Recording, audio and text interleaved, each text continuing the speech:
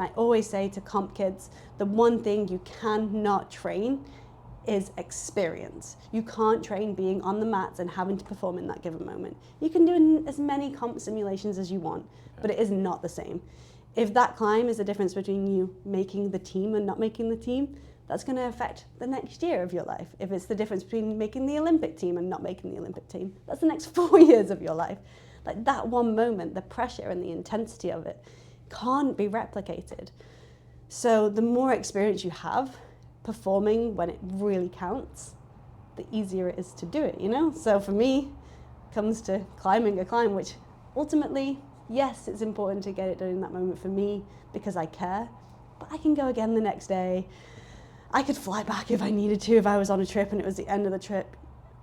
Maybe it might impact a few things, but the difference from the comp world to the rock climbing world is very drastic.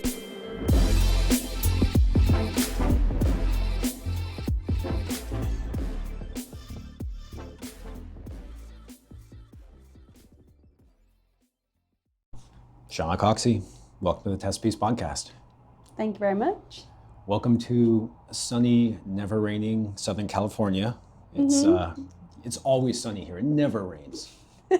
Yeah, I think we brought the British weather with us. Well, we still got out yesterday into the desert, and it still did rain, but we had a lot of fun. You are here with your whole family. I got to meet your daughter, Frankie, who is the sweetest, and was very good at the crag as well. You've I was going to say trained her well, but that doesn't sound quite right. Yeah, she is a pretty epic crag baby for sure, but that's just what she knows, you know, that's just her life.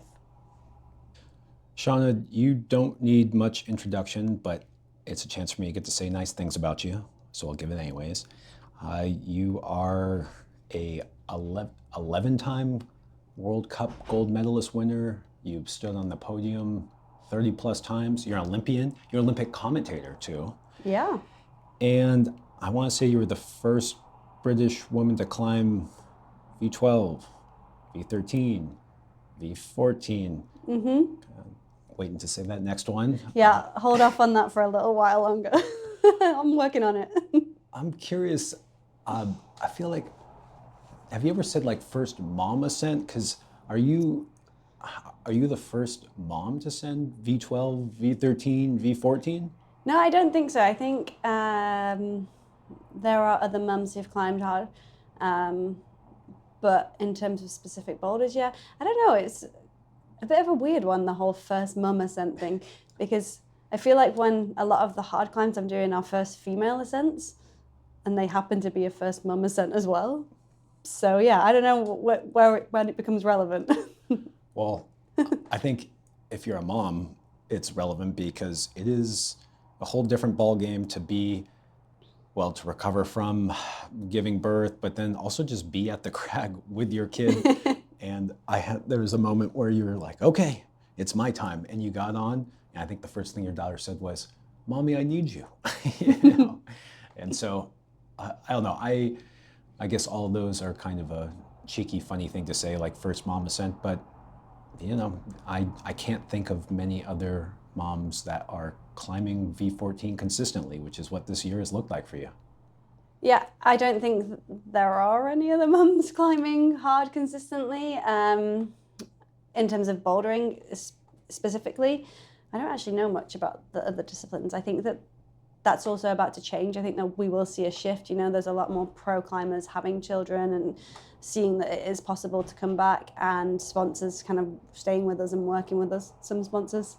And I think that there is a significant shift happening right now, which is really cool. And I do hear what you're saying, you know, like having my daughter at the crag and even just training as a professional athlete is so much harder with a child and with a toddler, let alone the whole growing a human, birthing a human, recovering from that process. But I wouldn't change it. And I really love the setup that we have, the support I have with my husband. We have an amazing nanny who comes to the crag with us often. And yeah, sometimes my daughter does need me. She usually says, "Mummy, be all mine," which, you know, is hard when I want to send a boulder and I just have to make a choice in that moment. to persevere with that climb or to kind of shift focus. And I just feel like most of my life is swapping hats. What hat am I wearing right now? And yeah, yesterday there were times where she needed me, or there were times where we could distract her with books and different things going on and games. But it's a lot of juggling for sure. Yeah, being a parent is this weird mix of you want to really show your kids what they're capable of by showing what you're capable of, and really making sure you take time to achieve your goals, because if you're just completely dedicated to your kid and almost they're like, their servant or something, then you're not really showcasing who you want them to become. But then especially really hard climbing takes a lot of time away from them. And so it's impossible balance, I feel like, to make. It is, but for me it's also my job. So I have the luxury of, that's me going to work. I really admire parents and people who climb hard alongside doing a full-time job or a part-time job as well. For me, if I go training or I go to the crag, then mummy's at work, so I have to focus and do my job in that space. And yes, sometimes I will pull away and give my daughter what she needs, but there is an understanding and a communication with her that that's what my job is. So yeah, I think there's maybe a little difference to what you're saying there in some ways, because yes, it takes a lot of time away, but it's because that's what I choose to do, or I'm able to do for work. So yeah, I can't imagine having an extra load on top of that. I say that, but then I have a lot of extra load, actually. I do a lot of other things too. But yeah, in terms of being at the crag or training, she understands now that that's where I have to focus. And I'm very conscious to bring her into that space, so she does get to see me working towards my goals. She does get to see me pushing myself and achieving, and then sometimes not achieving what I set out to do. I think it's incredibly important for my own personal kind of parenting values, is for her to see that process, for her to be involved in it. We're all just trying to do our best, right, and navigate parenthood in a way that we're comfortable with and we're satisfied with. But yeah, it's for sure not easy. When you're out there with your family and you're trying to send something really hard for you, does it ever distract you hearing your daughter? I have this image of you in the Olympics, all lights are on you, your name gets called. It's very focusing, because this is the moment, everything, the environment's set up to say, right perform. Now. Yeah. And, you're having snacks, everyone's giggling, and sometimes your daughter's yelling encouragement to both you and Ned on the boulders, which is as sweet as can be. It's pretty cute. But do you see any juxtaposition or any tension there of really zoning in while also kind of having that environment? I think it's a really good question, but in all honesty, I think my time as a professional athlete, having to perform in that given moment, is such good training. And there's a lot of my kind of pro-competitive life that I now utilize in parenthood, not just as a pro rock climber, in terms of kind of structure and focus and understanding where my goals lie. I have a lot of goals in terms of how I want to parent and what I want to give to my daughter, and the style of parenting that my husband and I want to kind of perform, I guess. And it feels like a performance at times. You're having to really stay calm and stay focused, and our goal is to be firm but kind. We really want to be the best parents we can be, and I use a lot of strategies from my competition years to make me a better parent, both my husband and I, Ned. So I think when I need to perform on the rock and when there's a moment where I need to focus, we've communicated that with Frankie beforehand. We've communicated it with Arona, our nanny. So we're all on the same page. And I think that for me, any successful relationship is built upon communication. And then from there, you can build trust. And unless you have that honest communication between everyone involved in the process, it's not going to work. And some days it's like, okay, we can't take Frankie to the crag today. She is tired.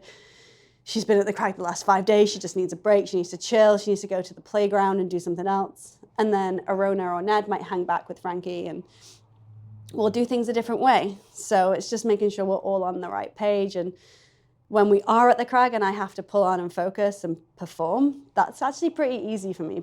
It's very unusual if I do all the moves on a boulder and I don't do it in the next few tries, because for me, it's like the execution element is very simple. You know, like everything else can, maybe you don't know. Please tell me more how it's so simple to execute when you can do all the moves. I'm serious. Yeah. What was all those years taught you? I guess there's an element of belief. You know, if you have a really good understanding of what you're capable of physically, then for me, it's really simplified in terms of I know I can do this, this, and this. Like these moves work, connecting the dots for me feels very simple. And I can zone everything out behind me and perform in a given moment because I've done it so many times. And I always say to comp kids, the one thing you cannot train is experience. You can't train being on the mats and having to perform in that given moment. You can do as many comp simulations as you want, but it is not the same. If that climb is the difference between you making the team and not making the team, that's going to affect the next year of your life. If it's the difference between making the Olympic team and not making the Olympic team, that's the next 4 years of your life. Like that one moment, the pressure and the intensity of it can't be replicated. So the more experience you have performing when it really counts, the easier it is to do it, you know? So for me, it comes to climbing a climb, which ultimately, yes, it's important to get it done in that moment for me because I care, but I can go again the next day. I could fly back if I needed to, if I was on a trip and it was the end of the trip. Maybe it might impact a few things, but the difference from the comp world to the rock climbing world is very drastic. It's way more chill, rock climbing, than comp climbing. So I love that idea that experience in the thing that you're doing is irreplaceable, right? Like there's no kind of futzing around or training being on the Olympic stage and having that moment because it's unique, it's contextual. It sounds awesome when I hear you say that. You're like, I know how to execute, I show up, I've been in those moments. Were you always like that? What about, early Shauna and when that, not. 4 year or maybe just the next year of your life was on the line right then, how did you start the ball rolling in that great direction? Well, I started climbing at a very young age, 4 years old, and then I started competing at 7 years old. So I'd already done quite a lot of competitions by the time I got to the age where I realized my goal was I wanted to win a World Cup, which seems so far-fetched because the world I grew up climbing in made being a professional competition climber seem totally impossible. I've often said that it wasn't a case of opening doors, it was building the doors to open them because they just didn't exist, especially as a female. So in this space, it just felt so beyond where I was at that it would ever work out. It was a case of kind of grinding away and building up from literally the ground. And then over time, I built a team around me. So I built a really robust team by the time we got to the games, for example. But even throughout my career of winning World Cups and podiuming, I was building that team, and that team morphed and changed and developed into a team that allowed me to perform at my best. So in terms of adding the elements of being able to perform under pressure, that was just one element. There was so many different kind of sectors at play in order to facilitate performance that by the time you get there and you're stood in front of the boulder on the mat, that's back in control of me. I've done the work. There's nothing changing everything that's been in place before that.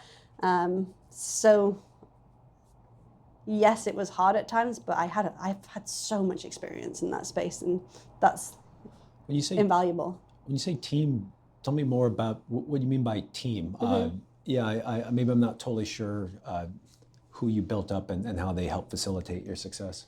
Yeah, so at the Olympic Games, I had my head coach, Leah Crane.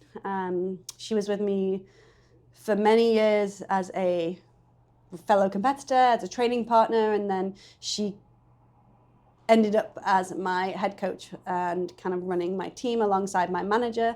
So Matt Bird and Leah would kind of help manage my entire schedule with my input, but it was very intense the whole lead up to the games. It was really unusual thinking back to it. But in terms of my performance team then, that Leah would kind of head up my physio, Paul Hagogi, who's the climbing physio on Instagram, who's an absolute legend. And then I had a physio in Wilmslow as well, so nearby to where I'm from, because Paul lives super far away in the UK, like 6 hours, which is far in the UK. I know it's different in the States. But yeah, so Jeff Ross and Paul would kind of head up the physio side of things. And then I had I still work with her now, Sophie. She's my sports massage therapist. So they would work kind of in the physical team. And then in terms of coaching, I had a few different S&C coaches that we'd work with. But I'd also have Ned write my finger strength specific stuff. And then I had a guy called Stu Littlefair who'd write my forearm fitness training. It was like a whole machine. And then nutrition was Rebecca Dent, and sports psychology was Tim Pitt. I think that's everyone. I feel really bad if I've missed someone. I'm impressed if you missed someone, because that's a heck of a team. Yeah, it was a lot of cogs turning. And so I'm guessing now when the youths show promise when they're younger, there is a better structure in... Not so much in the UK. I don't know much about the UK. And the team structure, my world is very separate to that now. When I was competing, it was too. So that structure that I built was for me and me alone. And my input into Team GB is very limited, unfortunately.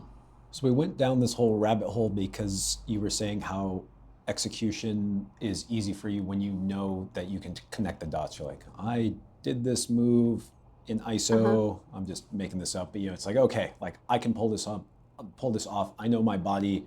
I know I can execute right now. And one of the things that's always interesting about competition climbing is that you walk out and you see a problem, and I don't know, to me, with my lack of experience, I was like, I'm not even sure I know how to, like, which part of that volume is a hold and which part isn't. Yeah, that's kind of how I feel now. On the other side, I'm like, what the fuck is that? Like, I'm glad, that makes me feel a little better. Especially commentating on it, because I have to know what the boulder's like, and I often will make the distinct effort to go and speak to the route setters, get all the different beta options. And usually I see a few different options there that like, oh, not thought about that, or maybe they won't be able to do that. I'd say it's unusual that I don't see the beta now, but usually when I first see a comp climb these days, I'm like, I'm so glad I don't have to climb that. Interesting. So what's it like? What's your tools for when you haven't done the dots, so you can't connect them quite yet? And in comp climbing, it's so quickly, like, it's just, okay, here you go. And you try it, maybe you think you know what's going to happen, and you sit down on the mat and you go, wow, that crimp, maybe that was actually a foothold. So in terms of comp climbing, you mean, sure. In that space? Yeah, I mean, this has been a while, but I know that feeling so well. And it's something that I do really struggle to articulate, actually. Being on the mat in that space, you usually have 5 minutes in a qualifier or a semi-finals, slightly different for finals, but you never have more than 5 minutes for that climb in front of you, and then it's gone forever. So letting go of that is also difficult, moving into ISO onto the next one. But usually you look at a climb, you have an intended method and other options, and then you try. And then what I love watching in comp climbing is the look on an athlete's face when they hit the mat if they don't do the climb. Because you can tell real quick if they know exactly what to do next try or if they have no idea. You can see it in their face immediately. And I mean, both are fun to watch, right? Because you'll have noticed too, you see that elation, and I'm like, I've got it, like I know how to do this. And they pick their chalk bag up straight away. They're chalking up, they're looking at the wall. And if they don't have that energy when they hit the mat, you're like, oh, this is going to be interesting. They don't know what to do, or they don't think they can do it. Which is why I love commentating, because there's so many elements at play that I want to bring the audience in and allow them into that space and that mind of the athlete, because it's such a personal and vulnerable place to be. If you watch an athlete on the mat, they're so exposed, And if you know what you're looking for, you see everything. And it's fascinating. And I'm glad I'm not kind of there doing it myself anymore, but I love watching it. And I think that it's where you see the true champions born, is how they process themselves, or how they process and how they hold themselves in those moments. And then you see them pull back on and execute, even when they don't know what they're doing. But kind of even more so when they do, because that adds the pressure on. If they're like, oh, I've got it now, but can they do it? Because the clock's ticking down. And especially if that happens in like the last 30 seconds, you know, they hit the mat and they're like, oh, I've got it. Like they're scrabbling to get back on, and your desperation is there for them because they're so convinced they know how to do it. They've convinced everyone around them because their energy is so positive, but the clock's ticking. So yeah, the jeopardy in competition climbing is so much more fun to watch than experience. Shauna, I'm so glad you're a commentator for this stuff, because I don't know, just looking at you got elated when you talked about that elation you see. And now that you say it, I do know what you're talking about. You see the person hit the mat, and what I think about it is maybe like their body language, because you can see them like Exactly. jump up. That exactly. Yeah. Versus like sometimes you see the kind of like close, just almost like defeat, like, wow, and you that see didn't that work. so early sometimes. Like, there's times where I wish that I could pause a competition and just go up and like shake the athlete and be like, stand up tall, put a smile on your face. Like, there's 4 whole minutes left on the clock. Come on, dude.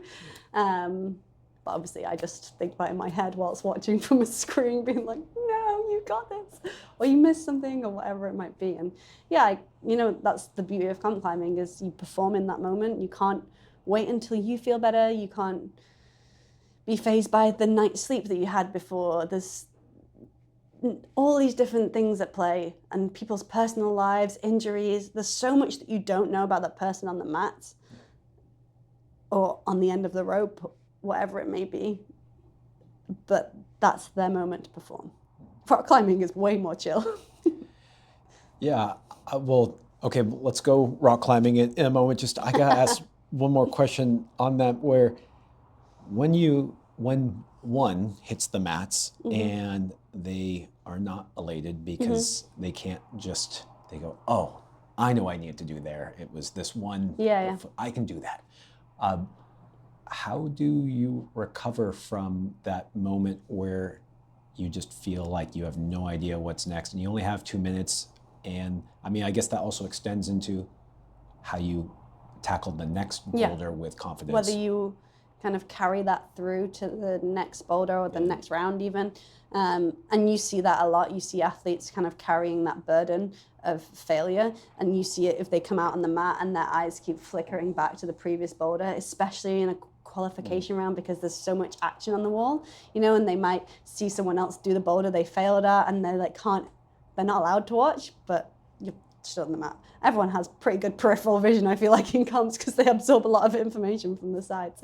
But the absorbing that defeat, processing it, and coming back out fresh in just 5 minutes of rest, which is what the athletes get between boulders, is really difficult. And again, I think it is something you can train to an extent, but you can't train the experience of doing it in competition. But it's an incredibly important part of the process, Yeah, there's obviously the physical element. If you have many attempts at a hard block, then you might be carrying some fatigue. But I don't think that makes too much difference to most of the athletes out on the mats. And I think that's misconstrued. I think there's a lot of people who do think that the athlete's tired from the previous boulders, and I'm like, no, their head's just gone. And I say it a lot, not on the mic, and because that would be a bit mean, but I'm like, their head's gone. Like, and you see it. They're done. Their comp's over. God, who was I? I was talking to Alex Johnson. You probably know AJ. I know AJ. And she's known AJ for a long time. Me too, actually. And she's still doing it. Bless her. And she said something along the lines of, she felt like she could see someone maybe in qualifiers. She was like, oh, they're going to crack. I don't care that they made it to finals. I don't care that they made it to semis. Yeah, if they're gone. They're gone. And yeah, I guess you can't replace just the experience of seeing it over and over again and living it. I do really believe that's where coaching is so important. And I think that there's certain teams who bring ex-athletes into their coaching teams, and you can see how much success that brings. And I think that, yes, I don't think you need to be a professional athlete or a successful athlete to be a good coach, but I think there are elements of performance that you can learn so much by other people's experience. And I'm not one to shout about my own successes, but because I don't think that my success is very useful to anyone, but my experiences. So I try hard to share that. I try hard to use the experience I've had to pass that on. That's why I'm the president of the Athlete Commission for the International Federation. And I try to work as hard as I can to use my experience to help with the progress of the sport, but also athletes who want to better themselves. Well, what would you say to 7-year-old Shauna who just started competing? Oh gosh, 7-year-old Shauna cried her eyes out at her first competition and didn't enjoy it, but something made her keep going. I think I'd be more interested to talk to my younger self and be like, what's going on? Why did you keep doing this? Because there is video footage of my first ever climbing comp, like nationals. And I'm crying my eyes out. Like, why did that kid keep going? Like, that's actually pretty fascinating. I cried at my first nationals and I did not keep going. So yeah. Maybe that's the difference. You were the one who kept going. I really remember watching the eldest female category, the eldest girls category, and they had this super final, and I was just like, I want to be like them. And I was so inspired by these girls climbing. I'm pretty sure it was Leah Crane, Katie Whitaker, and Hazel Findlay having this climb off. And I was like, that's what I want to do. So luckily, I think I was around to see that as well. Maybe it would have been different if I hadn't. But I think in terms of advice, it would just be to not do it alone. It took me a long time to accept that I needed a coach and that help from a team would be beneficial. I think I could have done that earlier, but I don't think I would actually have changed my pathway because earlier in my career, coaches weren't around, like it didn't exist. And I feel super lucky that my career grew as our sport grew, and my career grew as social media grew as well. So I got to kind of live it as we were all growing in the sport, as we were all growing in terms of figuring out social media. I think it's really difficult to be a successful professional climber now, in terms of how the world works. Well, I mean, you had to, like you said, you had to build the door, not just go through it. And so hopefully, that's cool that you're, I don't know if giving back is the right word, but being involved with those coming up, because I mean, the world's always changing, but you probably pulled out some principles along the way that, can be useful. So you did mention that you had a sports psychologist. Yeah. And I'm sure those sessions are private, but anything that you can share from those? Because I always find that interesting. I'm surprised that people don't use them more. Yeah, no, so Tim's incredible. Interestingly, what I would say was the most beneficial, there's two things I think that were the most beneficial from working with Tim. Actually, performing in a given moment wasn't something I struggled with, but the intensity and the pressure surrounding the whole pathway to the Olympics specifically, having that outlet and that space to freely communicate about all the different relationships that were going on in my life in terms of working with the different people in the team,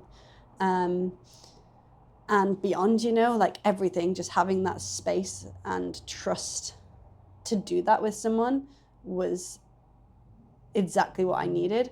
But also they did these, I'm probably going to butcher the description, Tim well, maybe one like this. So he works with a company called Mindflick, and they do like a personality test, and you answer a bunch of questions and it'll give you these colors of where you sit and your different traits of your personality, and you do that for the entire team, and it allows for better communication. So it can give examples of, if you say something in this way to this person, they'll react aggressively or defensively, whereas if you said it in this way, they'll react positively and constructively.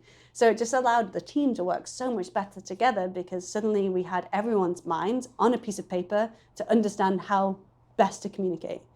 And Ned and I were literally the opposite colours on everything. We were total opposites. Ned and I are not similar in any way, apparently. And it was like that for a few different people in the team. So it allowed everyone to work so much better together. So in terms of, yes, it was sports psychology, but kind of far beyond just performance. Gosh. If that makes sense. It does. I'm just blown away by this emphasis on team. I didn't realize, I mean, your approach, like having the whole team behind you, and I did. I don't now. Really cool. It's like all melted away. Literally, the day after the Olympics, it was like, okay, bye, we're done. Funding's over. You're on your own, buddy. I was like, okay. You said something to me yesterday that kind of blew my mind. We were talking about the difficulties of being a parent, which I have kids, and it's hard. And then you said some comment to me around the lines of, no, Josh, the Olympics, way hard. Training for the Olympics, way hard. I was training like 90 hours a week. And I just kind of wanted to pick on that a little bit. And what was it like training for the Olympics? I guess for me, I was training for the Olympics as a 3-discipline sport. So it was very different to trying to train for bouldering. To win bouldering World Cups was one thing.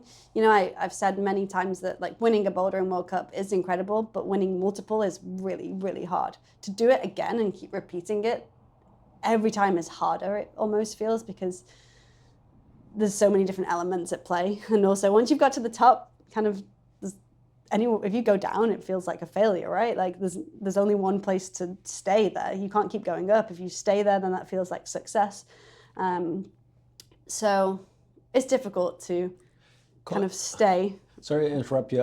When you say winning multiple World Cups, or like it gets more and more difficult, why is that? Like, is one just a fluke? Like the setting style fits you? Or tell me more about... Maybe, but also, you know, it's a hype. It's like a high. Winning your first World Cup, you know, you're building up to it. But even the same as like, you know, you make your first World Cup finals and you're like, okay, right, I'm going to make World Cup finals. But you don't make the next one and it's suddenly like, that's a failure. Whereas coming 7th previously would have been a success. Yeah. So your idea of success shifts drastically every time you meet a goal. And then your idea of failure also shifts with that, because suddenly what you've achieved is then kind of shifting that whole perspective of everything else. And being out on the mats knowing it's possible to win is very different than being out on the mats being like, oh, this is exciting. I could win. I might win. Whereas it's like, no, I can win. Will I win? How do you get off that treadmill, though? That sounds, I mean, because you won, I want to say 2 overall titles. Am I right on that? I mean, I would think that, so getting to finals, big deal. Winning, big deal. Winning the overall title, big deal. But there's no, like, how do you... Yeah, you can only win for so long. Exactly. Yeah, and for me, Yanya came, so I was like, cool, see you later, guys. That's Yanya's era is here. Well, so then for the Olympics, though, you were doing 3 different disciplines and training a lot. And had you ever trained that hard, or was it? No, so I trained hard and I trained a lot, but nothing like training for the 3 disciplines, because the 3 different disciplines, so bouldering, lead climbing, speed climbing, require very different styles of training. And some of them cross over. You know, the explosive nature of speed climbing does cross over into bouldering, and having kind of the power on boulders is useful for lead climbing. And there are elements that cross over, but actually writing a training program to train for all 3, it's not very safe. It's not very good for your body, especially for me. I was one of the older athletes in that space at the time,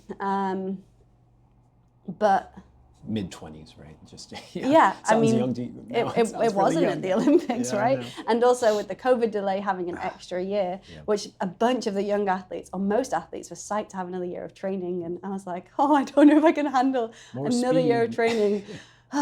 And also, I really wanted to have a baby, so I was like, right, get to the Olympics and then hopefully have a baby if we could. But yeah, I had to wait another year, which sucked, but was what it was. But in terms of parenting, is so much easier than training for a 3-discipline Olympics, because just the different elements, physically, psychologically, And then just the logistics of fitting it all in and training and traveling around the country to different venues, because it was 2 hours to my nearest speed climbing wall, which had a bouldering and lead facility, but they weren't great. So then we'd have to fit everything else in, and then the media surrounding it.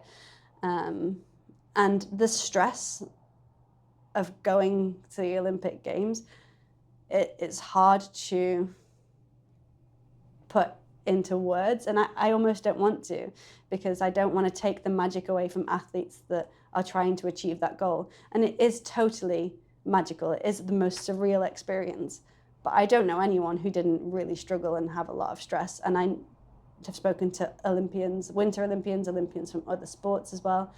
It's a really difficult environment to exist in, the kind of the Olympic bubble. And then the drop off afterwards is crazy. Yeah, I got to tell you, I've always really looked up to the Olympics because I came out of gymnastics, and I feel like gymnastics is one of those sports that it's the pinnacle, right? It's all there is, and it's for being young. No one's going out to the parallel bars when they're 60s to have a little swing. You know, it's gymnastics is, but you go hard, you go to the Olympics. With climbing, we're really lucky, hey? Like, it's one of the unique things about the sport. So when I said to my performance director after the Olympics that I was stopping competing, and I knew I needed knee surgery, and she was like, well, I guess it doesn't really matter, you need knee surgery now, right? Because you've stopped climbing. And I was like, how have you worked with me for 3 years or whatever it was, and not understand that I'm going to keep climbing professionally? And if I wasn't, I'd keep climbing forever anyway. Like, this is a sport you keep doing. But she wasn't a climber, and she was from an Olympic background. She'd worked in loads of different Olympic sports, and she's like, but you're done. You're not going to another games. You're done competing. You're not done. And also, like, knee surgery is kind gosh. of brutal. It's not like, oh, don't worry about it. They're gonna cut you open, chop some things so out. It was just crazy to be so cutthroat in that Olympic world. But climbing is different. We keep doing it. We stay in love with it if we can. But I do say my proudest achievement, other than birthing my daughter, is staying in love with climbing, because that's by far been the most difficult thing to do. And I've fallen out of love with climbing a few times. I've had to work hard on my relationship with my sport.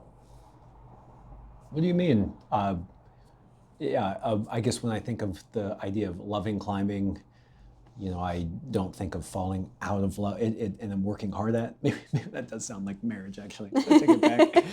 Anyway, maybe a bad analogy. So it wasn't just the Olympics that gave you a blip on the not having as much fun as normal. No, there's been a few times. I think when I became a professional athlete, a professional climber, it was a huge shift for me. And suddenly, you're not going climbing because you want to anymore. You're going climbing because you have to.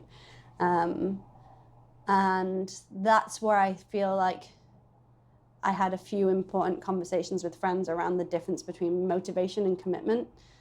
And I really tapped into the idea of some days you aren't motivated, but we're committed to this goal. So I think there's a big difference there. It's impossible to always be motivated, I think, for me. I think for most people. So, yeah, that's why you have to decide whether you're committed to it or not. And that's not easy to do in any relationship or any goal. And I think I've had to work a lot on prioritizing fun and enjoyment of climbing so that I didn't get sucked into gold being the only time that I feel self-worth and satisfaction within my sport. And it's like, no, I can go to the gym, I can have a really fun time, I can mess about, and I can still have fun whilst training, and that is productive, but isn't taking away from the fact that my goals still remain. Quick break while I tell you about today's sponsor, Mad Rock Climbing. Mad Rock makes some of the most innovative gear in the climbing world, and that's because Mad Rock is a company by climbers and for climbers. I've met their whole team and they are awesome. That's why we've had a ton of the people on the Mad Rock athlete team come on as guests of the podcast. And they all tell me that they love working with Mad Rock because Mad Rock listens to their feedback And because everything they do is in-house, they can actually make those changes right away. One of my favorite innovations is on the drone. The drone heel sticks out in a way that allows you to heel hook on almost anything. The other great thing about Madrock is that they are known for durability and affordability. Their gear works well, lasts a long time, and doesn't cost you an arm and a leg. So go check out some Madrock gear and know that the innovation and attention to detail is because they work hand in hand with the best climbers in the world, and then they strive to make that gear better every day. Thanks, Madrock. Okay, back to the pod. So when I think of the word commitment versus motivation, it kind of makes it sound like there's a commitment to a goal. Is that how you operate as a professional? Did you say it's the overall title this year? Yeah, I loved having goals when I was competing. I think it's different now with rock climbing. And also there's so many goals that you could have. It's really hard to hone in and focus on one thing. I get overwhelmed as a rock climber by the plethora of choice because the world. Yeah. Anyway. Whereas competing is so linear. You know, you have the comp schedule, you train for a specific season. First you have to make the team, you have to be selected. There's a very distinct kind of set of, I want to say pathway. There's not actually a distinct pathway for everybody, but there's barriers. You know, you have to make the team if you want to go to World Cups. You have to be selected.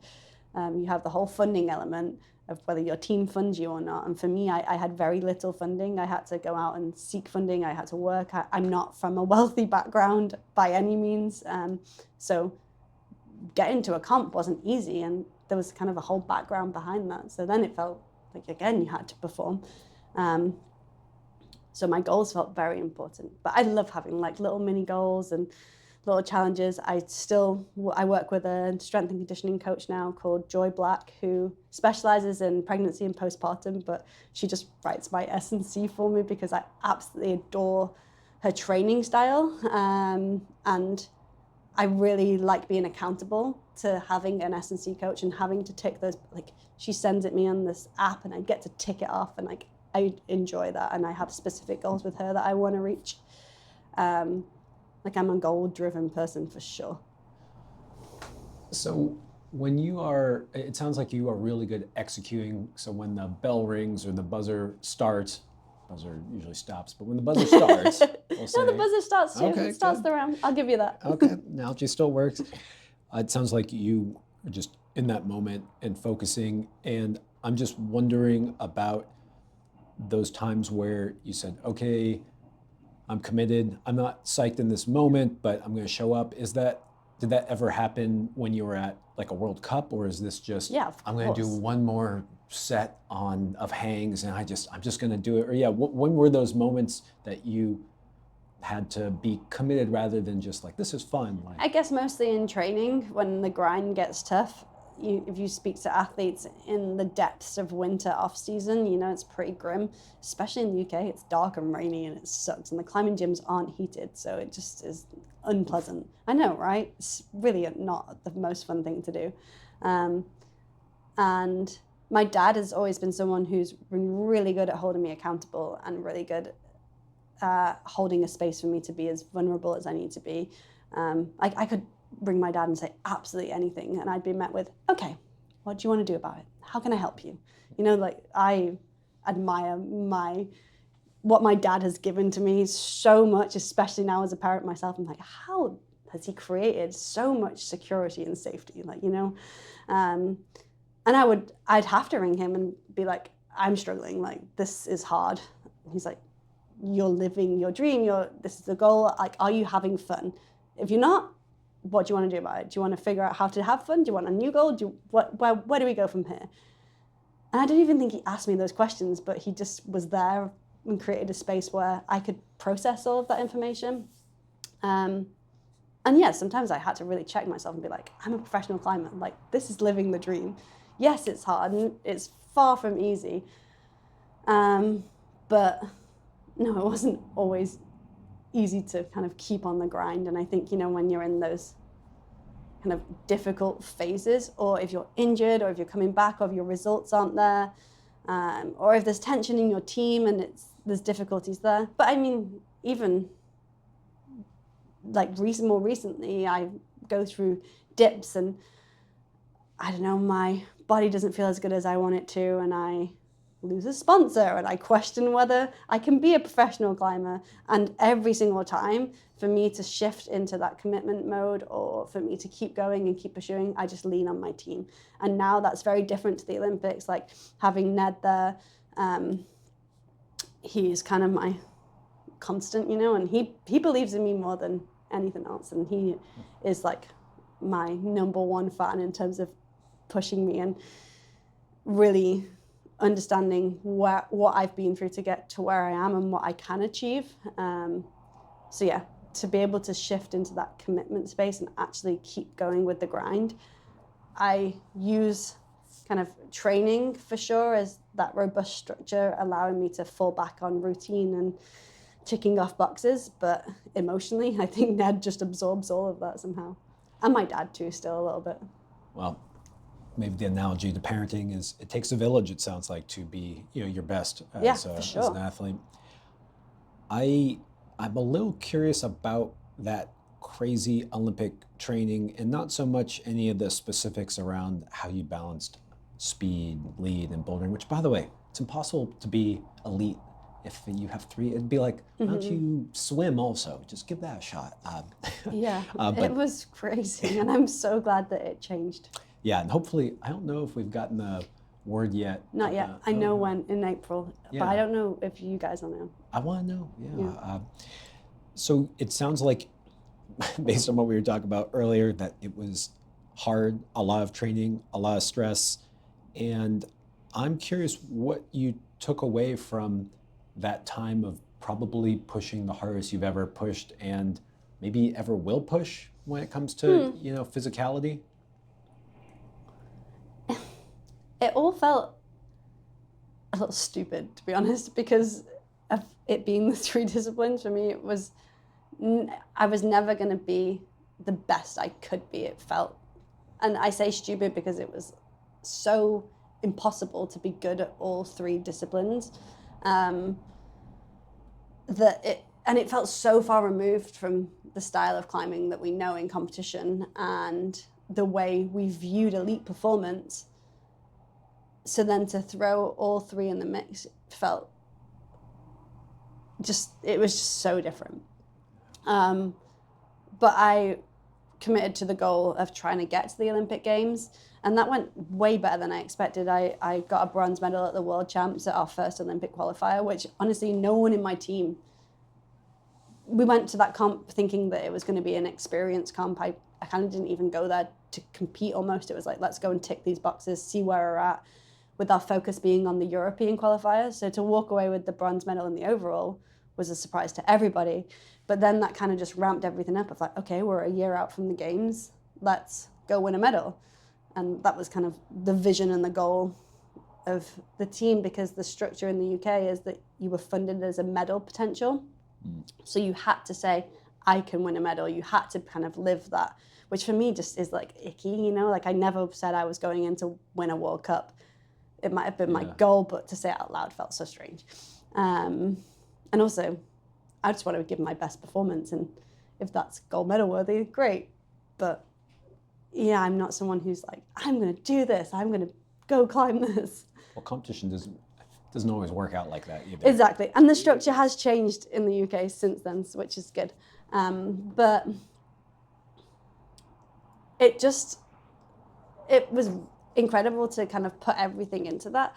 But you know, my sister rang me at one point and was like, hey, how are you? I've not seen you in 6 months. And I was like, oh, shit, sorry. Like, I was so absorbed in kind of the whole circus surrounding it, because there's a whole media commitments that you have.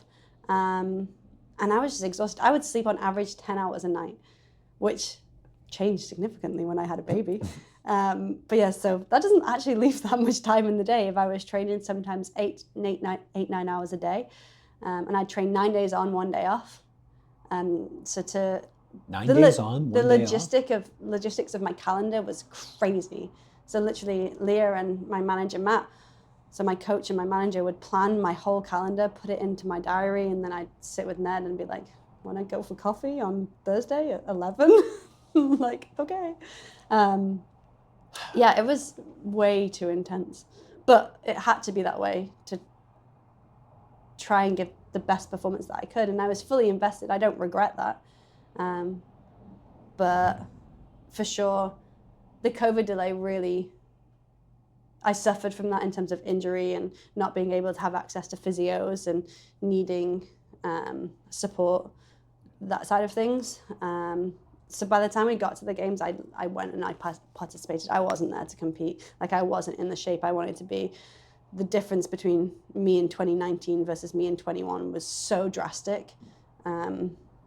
Whereas I felt like with 2020, I was ready to go in and try and fight. And yes, it was stressful, and I was just so ready for it to be over. And then we had the delay, and I was like, fuck, one more year of this? Oh my God, in a pandemic too? Like, okay, guess we're doing it. Everyone's just surviving at that point though, so. Another year of 9 days on, 1 day off sounds brutal.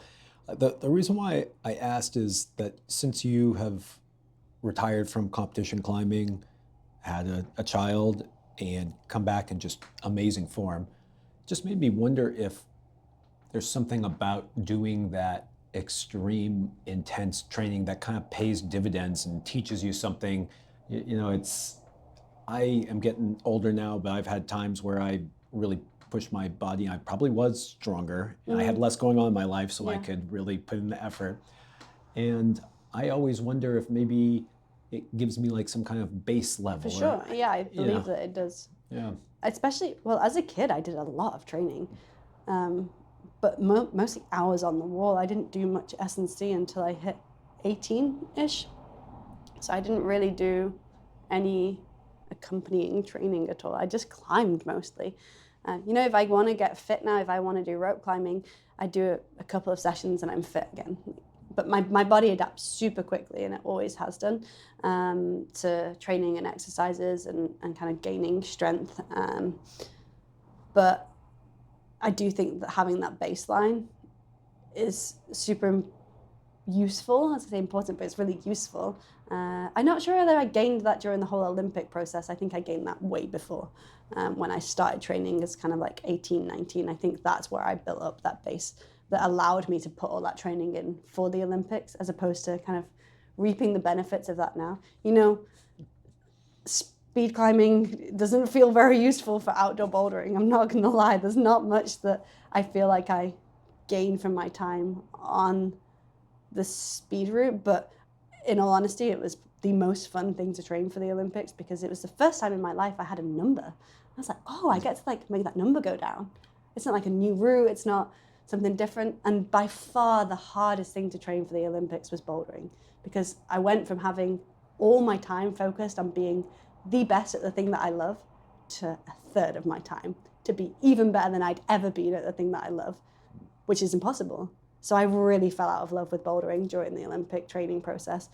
And it was heartbreaking because, you know, I loved it. And suddenly it was like, yeah, you get to do that a little bit, but you actually can't really train for it. And you're going to feel tired and exhausted when you do go do it.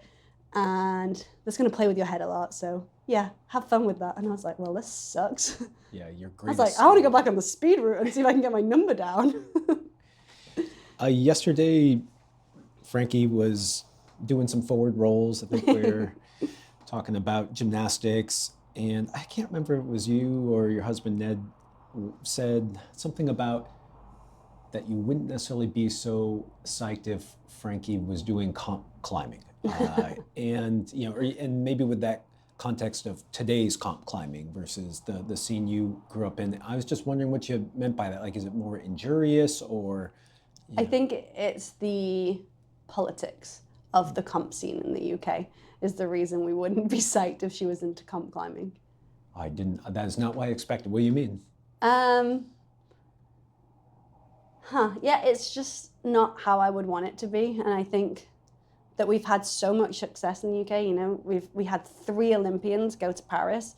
We saw Toby Roberts win the gold medal, Hamish MacArthur, Erin McNeice making finals, Molly Thompson-Smith also going to the Olympic Games. And, you know, like, some of those athletes are not going to receive a penny of funding. Some of them are being asked to pay for their own comp registration fees this year. And I think my honest opinion is that there's a lot of toxicity in terms of the management of competition climbing in many nations. And I think that there's so much miscommunication, and it's really sad because athletes can't stand up for themselves. They can't stand up and speak, and they can't say what they believe because their career is so short, and they risk not being selected for events.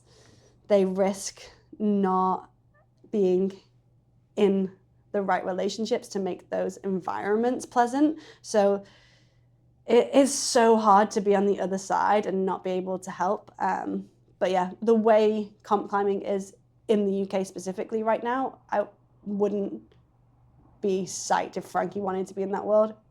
But I also know that if my daughter wants to do something, she is going to do it with or without me.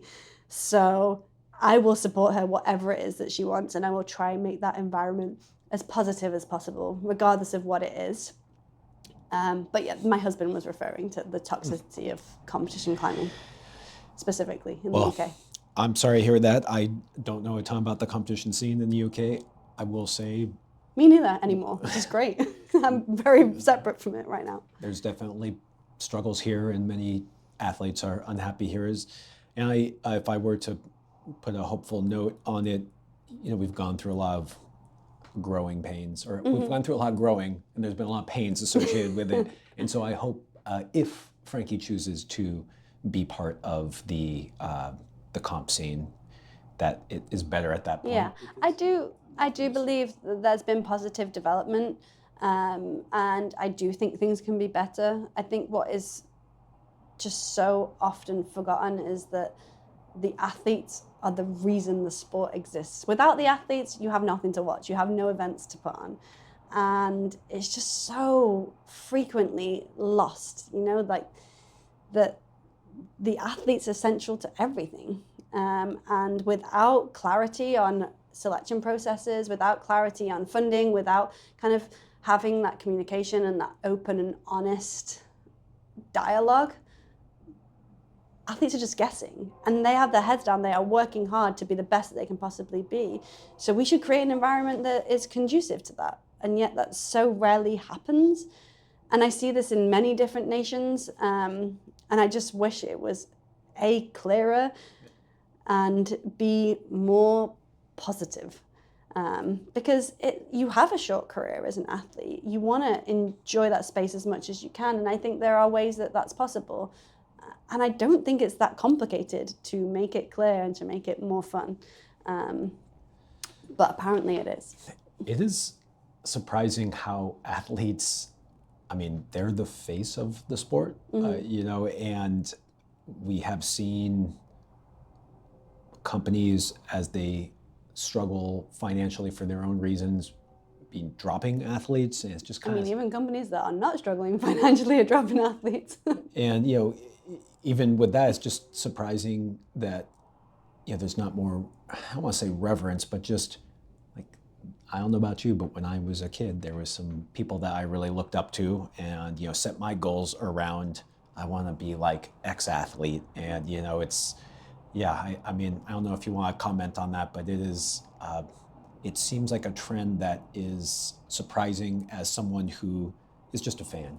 I watch you commentate these amazing athletes. When you say Toby Roberts, I remember him doing the last lead climb and just the look on his face when they're like, "You won gold, man!" Yeah. And that's special. And it makes me sad to hear that that's not lionized more.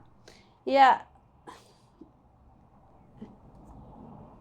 there is an element. I think that our sport has grown very quickly, and it feels like we're constantly trying to keep up with where it's at. But I do think we could be doing more and celebrating the athletes more, and that this can stem from national federations to the international federation. And there's just so much more we could be doing, and I think that we will as a sport, but feels like we're playing catch up with how quickly we've grown and how quick it's boomed. But it's also good that it's growing so fast because it's reaching more people. And I truly believe that the bigger our sport gets and the more people that find climbing and find something they're passionate about, find something that sparks joy for them and gives people goals and a passion ultimately, that's incredible. And so many people I meet now at the climbing gym went because they saw the Olympics and they went to the climbing gym and they now climb, which is really cool. But it's because of some of these superstars, and some of the gold medalists and athletes that you see on there pushing and achieving their goals. That's the reason that our sport connects with people, and I think that we need to respect that more. Well, Shauna, just so you know, even though the companies or in the federations don't always do a good job of the athletes, there are just millions of people like me who are out there loving the athletes. So, as the sport grows, those fans grow too. And maybe they don't provide the, that deep foundation of making everything work out smoothly. They're still there cheering everyone on. No, and we feel that as well. And being at the Olympics, it was truly magnificent to be in that crowd. Our commentating booth was actually at the very back of the crowd in full sun, which was heinous, but to be in that environment and then to go to comps and to see the floods of people running up to get signatures, the elation that the crowd feels when an athlete tops a boulder, regardless of whether it's the only top of their round or the top that wins a gold medal.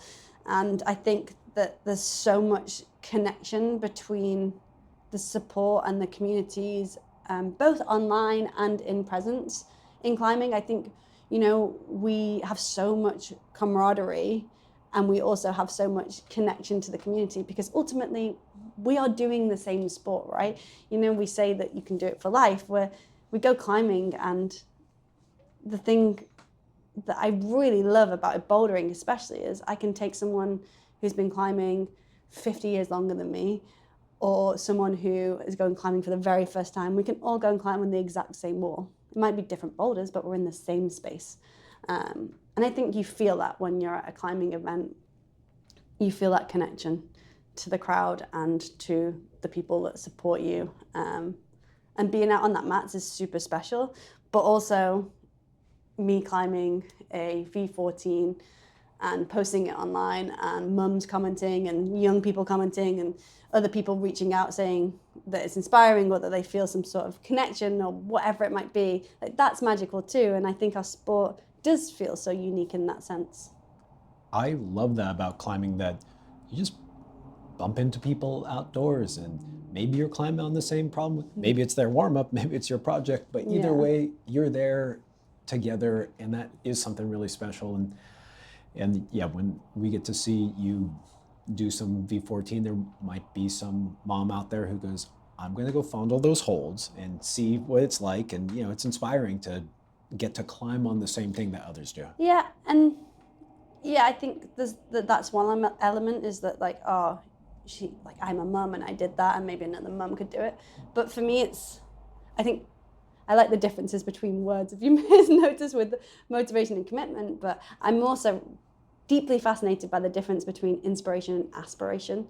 And inspiration is so fleeting, if I climb something hard and it inspires someone, that I don't think that that's potentially always going to have a lasting impact. But if something that I do or something that I'm able to connect with my audience or people in my space on, that helps them have an aspiration, so they aspire to do that themselves, that's where I want my energy to go to. So I think there's a big difference between being inspired and aspiring to do. I like that. That's very specific, and I appreciate that that's very nuanced. But for me, I'm constantly thinking about that, because another mum going and fondling the holds on Mito, for example, like the most recent 8B plus I climbed,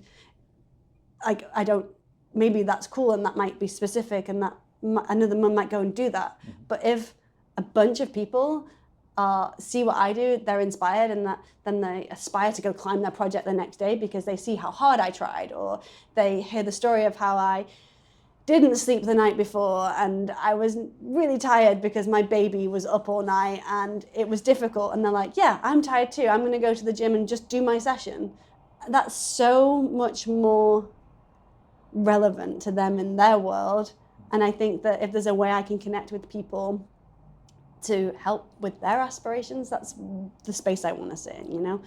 No, that is an amazing distinction, and it's really, it's good to, I guess I would call it almost like a abstraction, because it's not that people, you don't want people to be like Shauna, you want them to be the best version of themselves. Yeah. You know, and everyone has their own path. And it's such a privilege, it's incredibly unique and special to be someone that inspires people. I don't take that for granted, and it makes me a little bit uncomfortable because I'm British. We don't like to shout about ourselves very often. That's my job for you, so so, you know, that is really profound, but for me it is way more about connecting with individuals on their specific goals and dreams than them seeing what I do and being like, cool, you did that.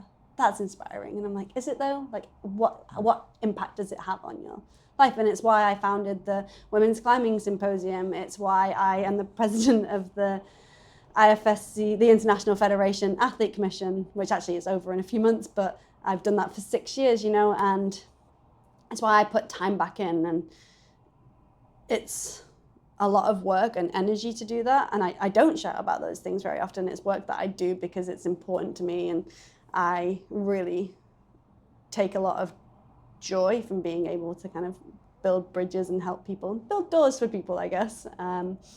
But yeah, it's different to inspiration for sure. Well, something I find inspiring about you, and I aspire to do better, is you made some comment yesterday, all those surgeries I had, or we could say, I really hate to say this because it's not appropriate exactly, but being pregnant, giving birth, it's not an injury, but it is insult to your body. It's a comeback. Yeah, there's no doubt about it. Yeah. Yeah, and I just, it's hard for me to phrase that appropriately. No, it's okay. I'm not offended. And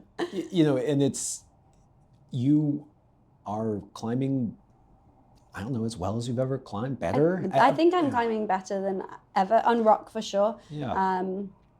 Every now and then I like to get on the comp blocks that, like the team training blocks. I find it fun, and I'm like, oh, maybe I've still got it. But no, my focus is very much on rock. How? Yeah, and not just pregnancy and birth. You said that you had knee surgery right after the Olympics. Yeah. You had, didn't you? No, I actually had recently? I had double knee surgery when Frankie was 6 months old, because I couldn't have knee surgery after the Olympics because I was pregnant. So I actually found out that I was pregnant. We got married, and then the day after we got married, I found out I was pregnant. And then the day after that, I had a whole team meeting with my entire Olympic team, and it was like, okay, this is kind of like the end of it. You need knee surgery. We'll get an MRI. So I had like these 6 guys in a room, like my medical doctors, my manager, and I was like, oh, I'm pregnant. And they were like, cool, see you in 9 months. You can't have an MRI or surgery, so okay, bye. And I was like, okay. We're happy about this. And they're like, oh, cool, congratulations, yeah, next patient, like on to the next thing. It was so surreal. And I was like, should we tell our families we're pregnant? It's really early, but now everybody knows, so it feels a little bit weird. But yeah, so I knew I needed knee surgery at that point. And I just had shoulder surgery 4 months ago. But yeah, I got pretty beat up. Yeah. I kind of have had a lot of injuries in my career. What did you do for shoulder surgery? What was your shoulder surgery? I had shoulder surgery for the first time in 2016. I did a whole heap of mess in there. And I think this is just a residual effect of that potentially. And then actually carrying Frankie on that side made it way worse. So I just got this really irritated AC joint, and there was a bunch of arthritis and inflammation in there. So I had to have a debridement of the AC joint, and they shaved the end of my clavicle to make more space. But it's not, it's my surgeon said, you'll spend 3 months regretting that you had it, and then you'll feel good. And I climbed my first 8B plus post shoulder surgery just after 3 months. So I was like, oh, okay, he was right. Like, it sucked for 3 months and then it felt good. Kind of hurts a little bit in the minute, but. How do you bounce back from these quickly? How do you mentally? I don't bounce back. Everyone says that. How do you bounce back? And I'm like, mate, I grind away. It's so hard. Good. You're careful with your words, but I would still point out that poster behind you of doing an AP plus right after surgery. Yeah. And yeah, just I and many, I've had shoulder surgery. Yeah. You saw me with my funny wrists thing. I get injured. Others get injured. Mm-hmm.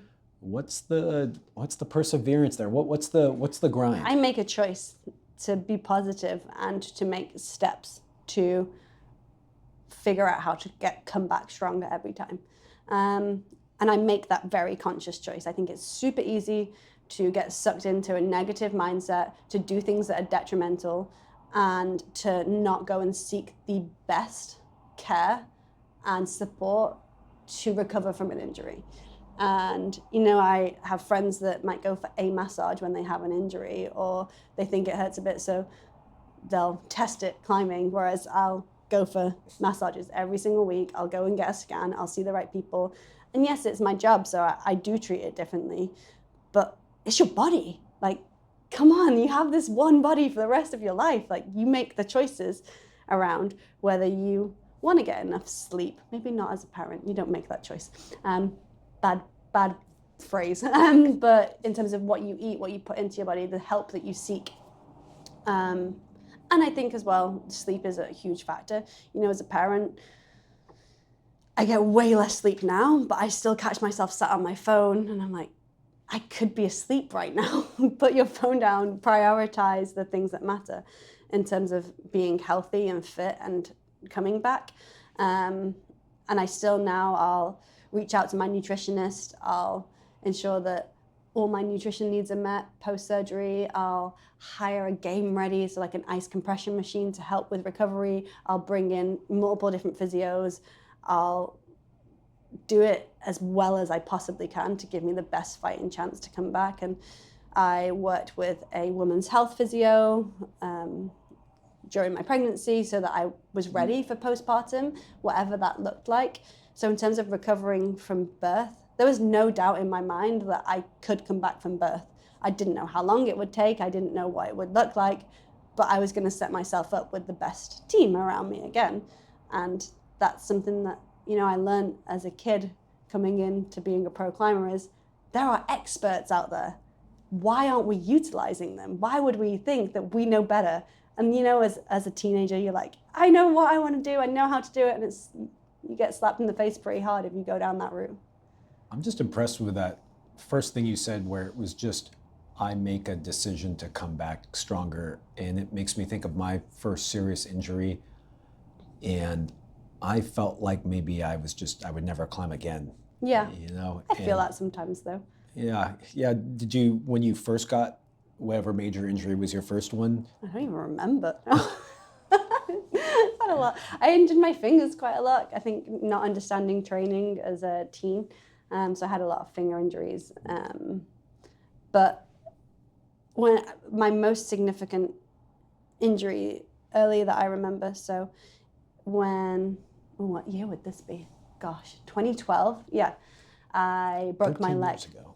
You broke your leg. So I applied for university. I finished high school, or we call it college in the UK. So I got 18 years old, applied for university, college in the States, and deferred for a year. So all my options, I deferred them for 1 year. I was like, I'm going to try and be a pro climber, see if this works out. I want to do the comps. I want to try and win one. I never said that out loud, ever. I remember I wrote it on a piece of paper. My coach made me do it. And it felt so drastic to write that down. But that was my goal in my head, is like, I want to go and do the comp circuit. I need to figure out a way to fund this. I need to navigate this world. How do I do it? I never had a coach at this point. I was on my own, like, right, let's go try to do the comps. And then I broke my leg like 2 weeks later. I just jumped off a boulder, I landed and my leg snapped and I was like, I don't know how to do this. I don't know how to rehab. I don't know how to train without climbing. So I did then was kind of climb. So that's where I started working with a coach for the first time. We brought in a nutritionist. I was way lighter than I should have been. So my bone density was really low, which is why I broke my leg. Something I've not talked about a lot, and I will at some point. But yeah, that was the catalyst for me. Breaking my leg at that point, it was like, okay, I cannot do this on my own. I've got a year. I've deferred all my university placements. I have a year. Right now, what do I do? And it was when the London Games was taking place, so I was sat watching the Olympics at home. Loads of my family were in London watching the games, and no one was really around. And I was literally sat on the sofa like, well, they're athletes on the screen. I'm not an athlete. I'm sat here on my own. Like, they're talking about their coaches, their nutritionists, the whole team around them that they've built up. I was like, oh, I could be a professional athlete and a climber. Like, that can exist. And I didn't have any example of that before me, I guess, in my world. Like, I think people were doing it, but social media wasn't really a thing. You know, the comps were maybe live streamed, but you didn't get any interactions with the athletes. So it's like, okay, let's see what this looks like. Let's try and build it up. And that's where I started. And I was like, okay. And then I came back and I did way better at comps, and I kept building up from there.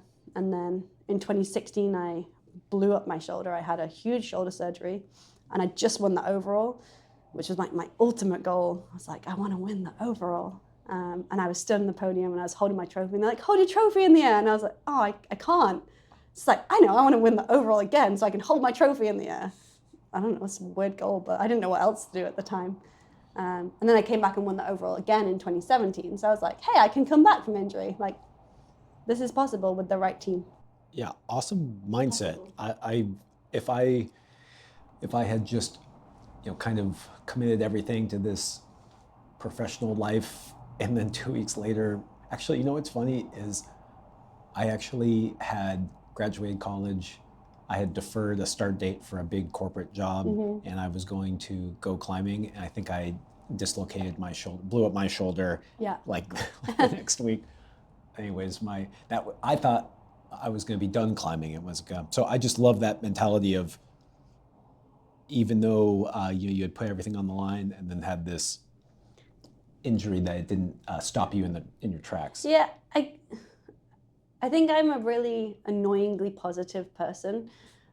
Not naturally, it's very much by choice, but now it's almost become who I am, because I think, people say if you fake a smile, like, you'll end up feeling better, which is true. It's true. And I think that's basically my life, like, I just fake the smile and I carry on, and now I just embody this like positivity that is a choice. Like I say, it's not natural. I don't wake up and feel like, yay. I'm very much choose to keep pushing and keep going. And I remember saying to Ned and to Leah, we were sat in my kitchen, or our kitchen, one day, and I was like, I don't know how many more comebacks I've got in me. And as a woman that wants children, that's fucking hard to be in that space, because you have another comeback. If you're able to get pregnant, and if you're fortunate enough to have that experience, regardless, that's another huge comeback, potentially the biggest one you're ever going to do.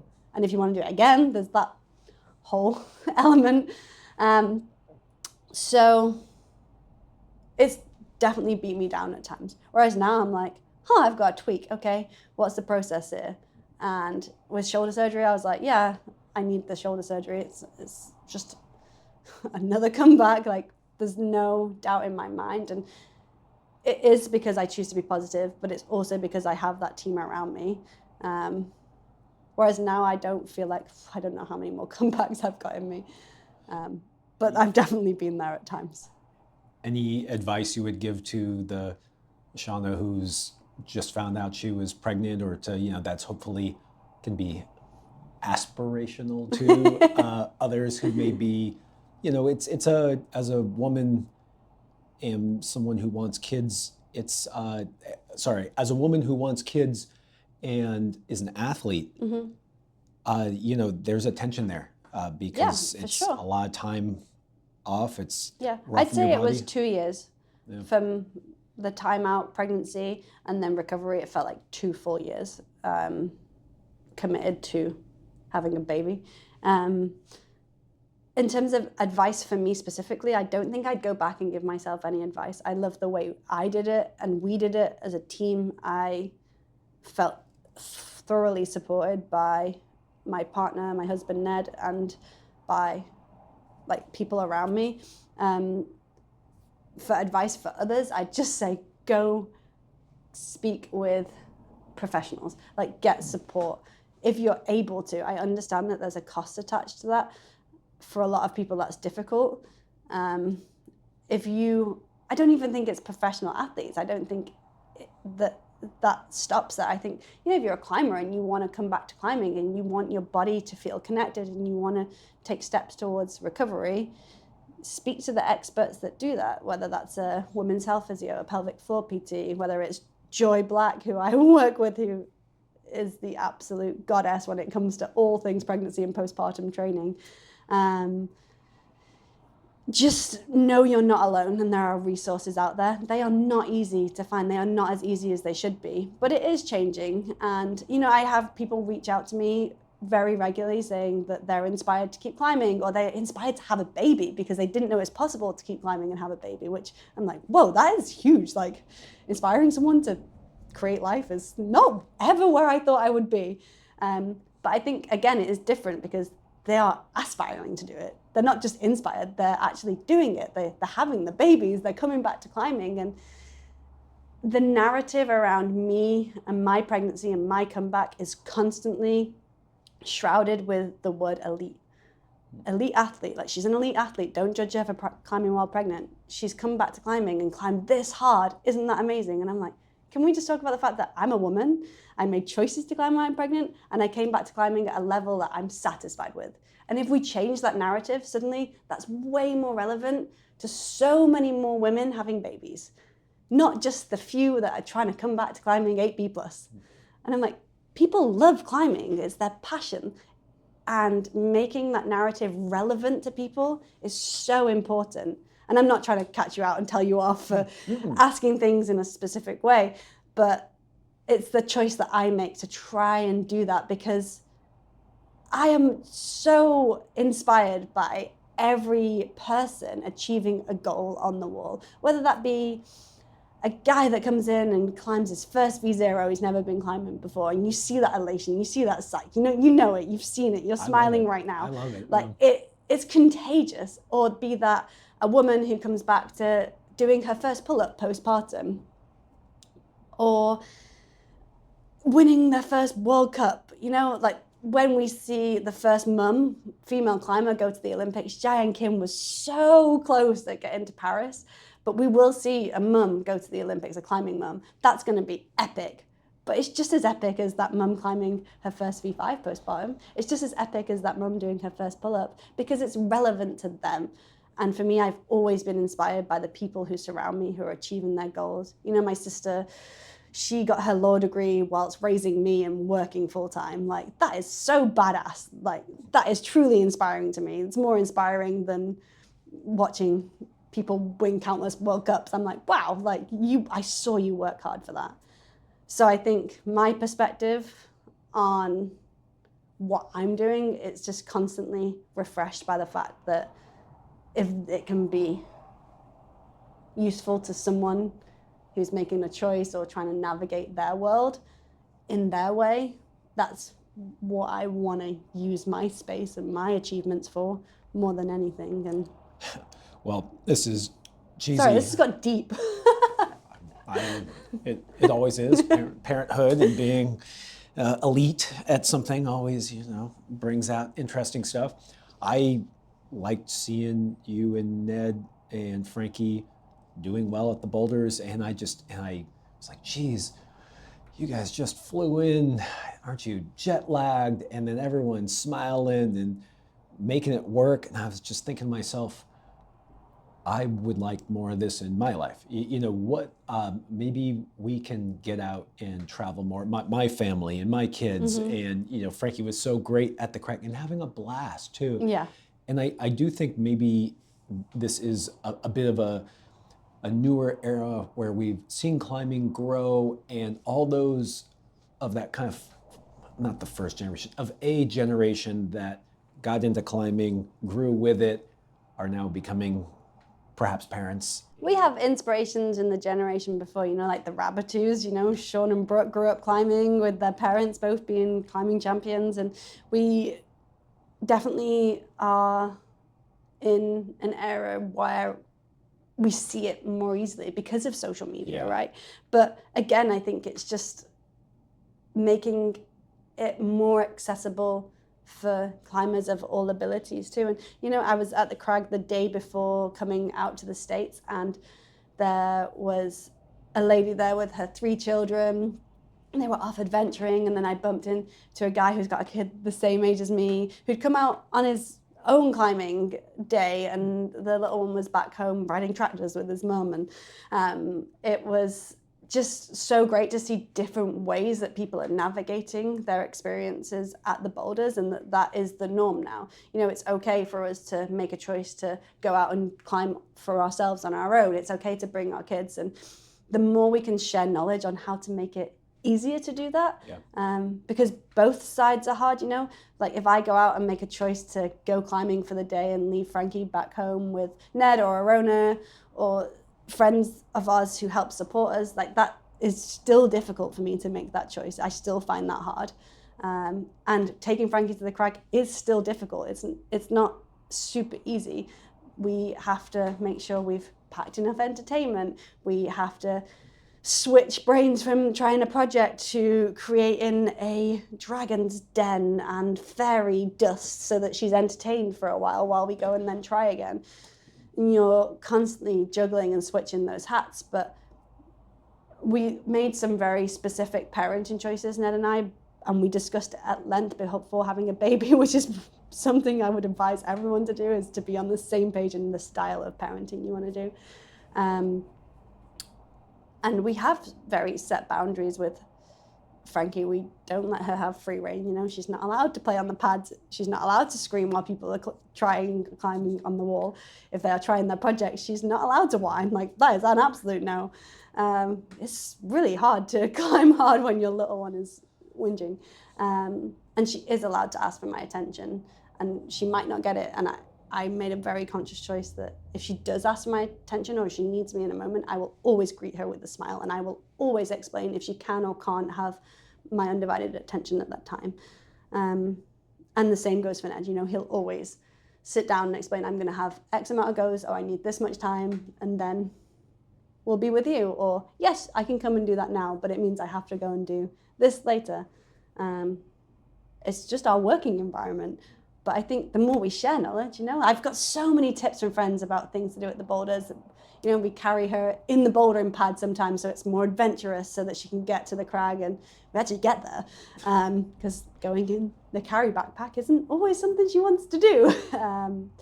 But yeah, for us, it's setting firm boundaries and just constantly communicating. I know there were some people in the generation before that brought their kids out, but I'm seeing it more, and seeing it from someone like you is really cool. And I remember when I started climbing it, I was like the only kid in the gym. Everyone was older than me, and so same. I love the family atmosphere because I think it's just going to grow. And I also want to say that you mentioned that I'm going to always greet Frankie with a smile no matter what, and you guys did that and followed through. I'm sure you were tired too. Yeah, it's hard, but my friend was filming me trying a project on our board at home recently, and I'm fully focused and I'm set up and I'm doing like some breath work before trying super hard, and Frankie comes over and taps me on the shoulder, and I didn't know that this was caught on camera, and I saw it afterwards, and I turn around and I smile at her and I explain what's happening, and she walks off with a smile on her face, and then I pull on and did my project, and I was like, this moment is, for me, was so important to check myself, this happened, and this is to see her face walking away. Because, normally I don't see that. I don't normally see what she looks like when she walks away from those interactions. And she smiled and she understood. She sat down and waited for me to come to her. I was like, it's working. It's so hard, but it's working. That is a cool little microcosm. And that's like a little, check to be like, okay, it's worth it. That's really cool. No, I like that. that encapsulates everything about But finding also, that I balance. will, on the caveat, will say sometimes I struggle to be patient and to be kind, and I have to like tap out and I have to say, Ned, I need to go have space. Yeah. And I'll explain to Frankie, I need that space, and we tap in and out, and that's necessary sometimes too. I'm not always positive and patient and kind. Like I need space sometimes. I think people should know that it's really good to tell kids, no matter how young they are, exactly what you're doing. I think. And how you feel. Yeah, they know. Yeah. They understand when and you tell them. There's no right or wrong. Well, there's a lot of wrong ways to parent, but there's no one way. Yeah. Boys every day different too. Oh yeah. You get one thing right and you're like, yeah, we've figured this out, and this thing's changed and this thing's about to change. So yeah. So it's great. It's fun. Your daughter Frankie started a new company. She designs holds for other kids. Is that we have some here on the table? Can you tell me about this? This is my first time talking about it. Oh, really? Publicly, yeah. So we are about to launch a company called Mini Beasts, and it's hopefully going to be launching pretty soon. So what happened was, when Frankie was tiny, Ned just started tinkering and making little baby holds, and then as she grew up and started walking, and mainly like, you know, when they're surfing along sofas and stuff, we had some holds up so she could like help climb along. And she's just grown up in a climbing environment, and as she was getting bigger and bigger, we realized climbing holds are not shaped for little hands. You know, a jug for a kid is kind of a sloper. Yeah. It's hard for them to hold on to, and they're not fun. So Ned is the design king when it comes to all things, pretty much. We should say Ned is one of the founders of Beastmaker. Yeah, and then we recently launched Foxy, our company as well. For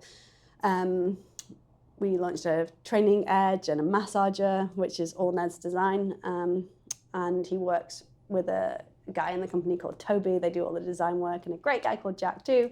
And then Mini Beast is Ned, myself, and our nanny. And Frankie is one of the directors of the company, which is surprisingly difficult to set up. So it's taken a little while. But yeah, they're just fun and different and making climbing more accessible for little people. And Frankie adores them. She's very quick to agree or disagree on design.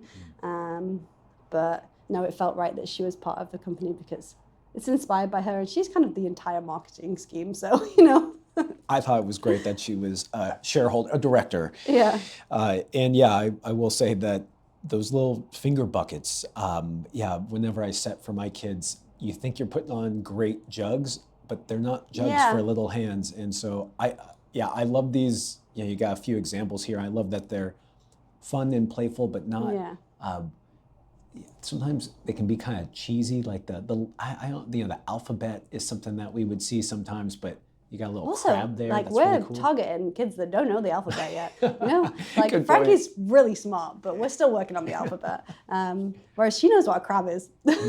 So there'll be a few different themes, and we expect it'll grow and grow. And ultimately, it's just about making climbing and keeping climbing fun. And we've seen so much with Frankie that when she's enjoying it and entertained, she wants to have a go herself. And with the holds, we put them on the wall, and she was straight on there, and all her friends come around and they're straight on there too. So yeah, the original hold was the shell, which is this one here. And Very then cool. they've all got the little Mini Beast logo on. It's been really fun actually, and we think it'll do pretty good because a lot of people have already asked where they can get the holds, and that's kind of the reason we pushed into the space to actually pursue doing the company and working on a kids range. Is so many of our friends kept asking to buy them that it would just mean Ned would be stuck in the shed doing it all on his own. So yeah, it feels like an exciting space to be in. Yeah, I'm looking forward to them. I like the name.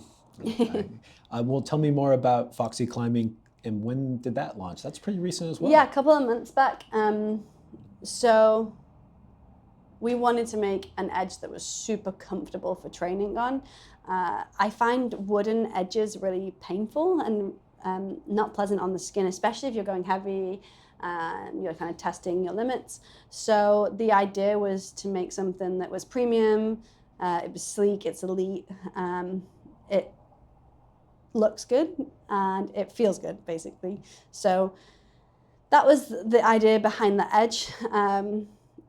In all honesty, I've never been super into pickups, like, picking up on edges, because I really don't find wooden edges comfortable. And then when I had shoulder surgery, I had to do pickups because I couldn't hang. So then I was like, we've literally made this product. You should try it. And I was so blown away by how comfortable it was. And I think for us, it's just, again, making training more accessible and opening it up to more people. And Ned just loves to design. He has so many ideas. So we recently launched a massager with Foxy too. And that's all his design, working with Toby, who's in the company as well. They tinker and make all these different bits and piece it together, and it's cool working with them on the process. But I take no credit for the design at all. Yeah, I was looking at the massager, and I want to just point out something that was really cool about it. It has a ball that is connected by a magnet, so the ball rolls when you use it versus it being stationary. Yeah. And the way they put that together and I thought of the brought magnet, it's like, that's kind of ingenious. Yeah, it's a really cool design, and we're really proud of it. Again, the company's just starting out, so there's a lot of other ideas that these guys have got, and then I chirp up with, can I have a smaller one too? So yeah, we'll be releasing a few different size edges and just exploring that space as well. And I think launching 2 companies at the same time, whilst Ned obviously works with Beastmaker and has a lot going on there, yeah, it's been a challenge, but it's super fun. And for both of us, we like to use our brains and keep active. And I think as well for Frankie, it's cool for her to see us kind of pursuing goals in different spaces. But yeah, it's tiring. Yeah, well, I liked seeing maybe you and Ned venture into something other than wood. I always think of Beastmaker as really being the best wood holds out there. Ned's in his metal era now. Yeah, well, I thought that was kind of interesting. It was surprising to hear you that maybe wood wasn't your favorite training tool, and then he said. So I will say, climbing on a board, board climbing, I love climbing on wood. Like, I love the Beastmaker holds, fingerboarding, I love training, but just with pickups, it just, for me, it never felt good. And I think a lot of them are like end grain, or they brush down, they get really sharp and uncomfortable.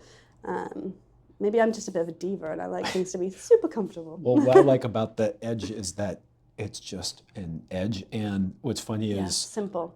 It's like, you have these blocks and they have 4 different things, and maybe I'm weird, but I feel like I notice everyone always uses the same size, because you're warming up on it, or even if you're doing lifts off the ground, you're kind of just, you have your size, and that's what you lean into. So very simple, I don't very think light. that it needs to be that complex, and I do think that poses kind of accessibility barriers as well. If it is complex, like understanding, like, I don't know what size edge to use and why and for how long and what to do. And my warm up using the Foxy, I've tried a few different things and I've figured out what works for me. I can't imagine doing that on like 5 different size edges as well. And we are launching a couple of different size edges. When does this podcast go out? I don't know if I should say that. Relatively soon. First time talking about that. But for me, so the 10 mil edge that we will launch, that for me, for warming up for rock climbing, is so superior. It's crazy good. And the holds I'm often climbing on are quite small, so it makes me feel really prepared and really ready for pulling on small holds. And also it's way more comfortable because I have small hands. So the bigger edge that we'll launch, for me, it just kind of seems irrelevant. I'm like, a lot of people want a bigger edge, but for me, I don't really understand why. And we can all choose what suits us and what fits us best. I also just like if you're going to carry around, I guess that's when I think of these edges. For me, you take them out to the crag to warm up with. I just want them to be small, fit my little bag, and just, and look pretty. Yeah, there you go. And you're not going to break that either. No. Yeah, we did break one. No one's going to break that. Yeah. All right. Well, good stuff, Shauna. Thanks for visiting us here in, again, very sunny Southern California. And my last question for you, which I don't know if I prepped you for, but it's the question I ask everyone, and that's, Shauna, how do you go from good to great? Define what good and great mean to you first.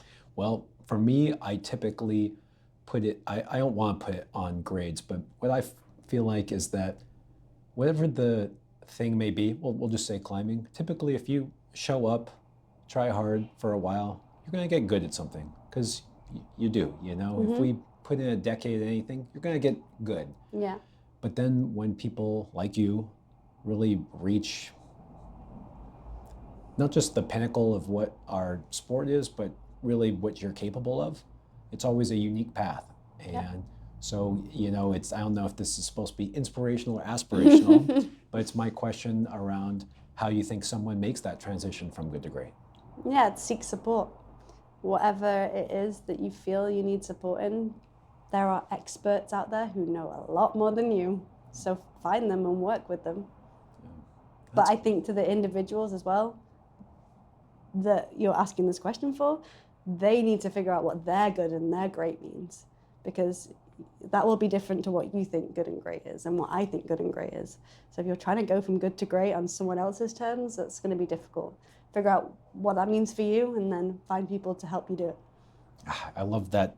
I didn't see that coming when we were talking in the beginning about how much support you've had through your life and your ability to just, not just your ability to name everyone, but your clear desire to make sure that everyone who helped you get to where you were talked about in this podcast, so that you made sure to give them the credit. And that's cool, Shauna. I love it.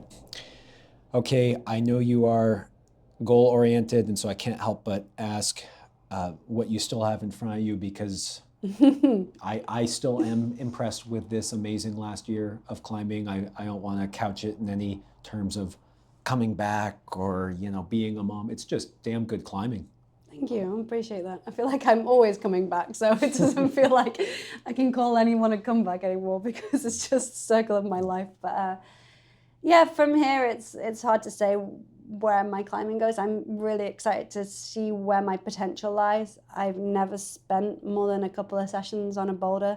I've never projected anything long term. Maybe I want to do that, I'm not sure.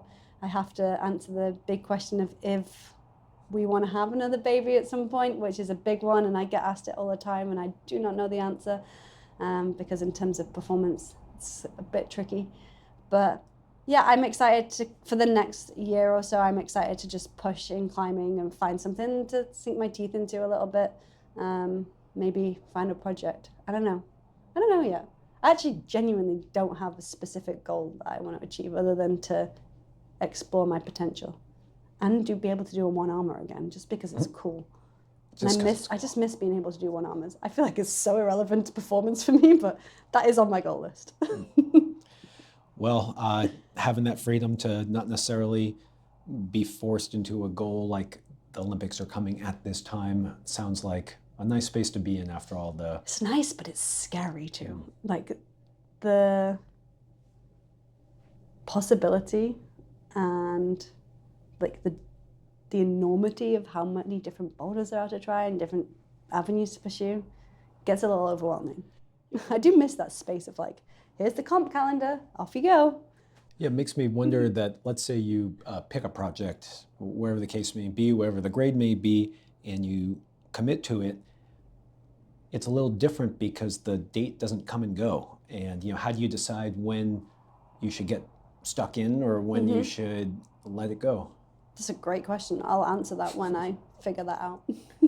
Sounds good. Talk to you in a year. All right. Thanks again, Shauna. That was a blast. Pleasure. Thank you so much for having me.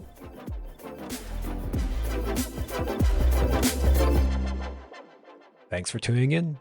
If you'd like even more content, go to patreon.com/Testpiece. And while you're at it, share this podcast with someone you know who would love it. And please leave us a review or rating at wherever you get your podcasts. We've also got tons of great content on YouTube and Instagram, so don't forget to like and subscribe there. Okay, see you next week.